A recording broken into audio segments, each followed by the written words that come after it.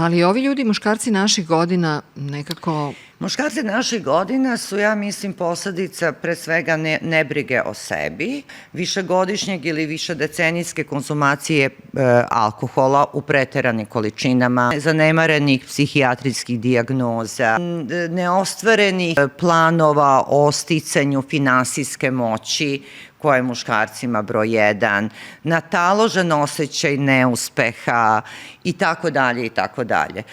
Pa imamo cele uništene porodice, ne samo zbog alkohola. Kockanje je uništilo mnoge porodice na celom svetu, ali kod nas na Balkanu to je zaista nešto o čemu se malo priča, a mnogo je strašno.